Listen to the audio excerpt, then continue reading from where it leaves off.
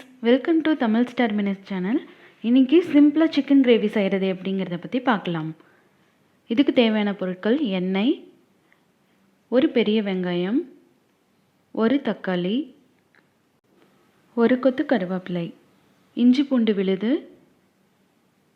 பட்டை, லவங்கம், சோம்பு, கொத்தமல்லி இலை.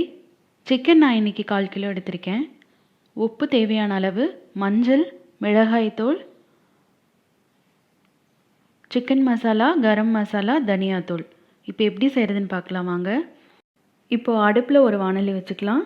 இதில் 3 ஸ்பூன் எண்ணெய் ஊற்றிக்கோங்க. நம்ம எடுத்து வச்சுருக்க பட்டை, லவங்கம், சோம்பு இந்த 3ஐயும் நம்ம போட்டுக்கலாம்.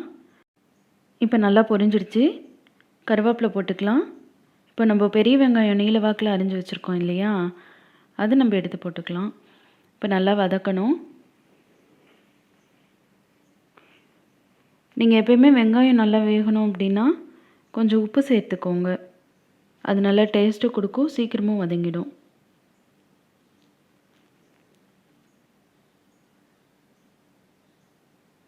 இப்போ வாங்க, வெங்காயம் நல்லா வதங்கிடுச்சு. இப்போ நம்ம தக்காளி போட்டுக்கலாம். ஒரு தக்காளி நான் அரிஞ்சு வச்சுருக்கேன்.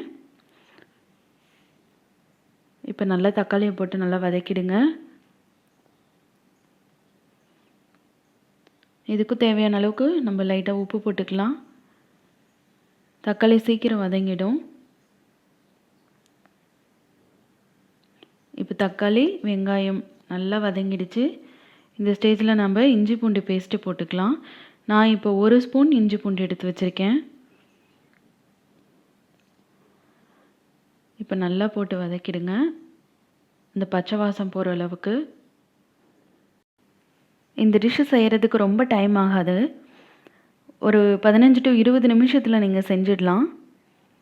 ரொம்ப டேஸ்ட்டாகவும் இருக்கும், சிம்பிளாகவும் நம்மளுக்கு வேலை முடிஞ்சிடும்.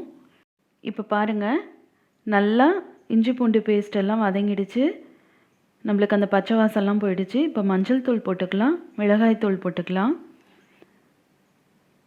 போட்டுட்டு நல்லா வதக்கிடுங்க.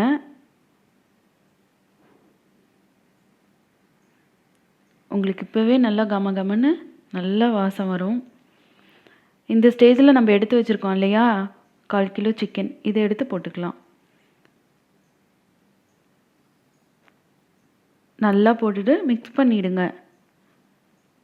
நல்லா கலந்து விட்டிங்கன்னா உங்களுக்கு எல்லா எசன்ஸும் சீக்கிரம் இறங்கும், சீக்கிரம் வெந்துடும்.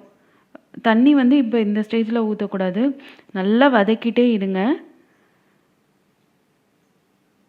நல்லா வதங்கிடுச்சு. இப்போ பாருங்கள், நல்லா ட்ரை ஆகிடுச்சு. இந்த ஸ்டேஜில் நம்ம தண்ணி ஊற்றிக்கலாம். நான் ஒரு பெரிய கிளாஸில் 1 டம்ளர் தண்ணி எடுத்திருக்கேன்.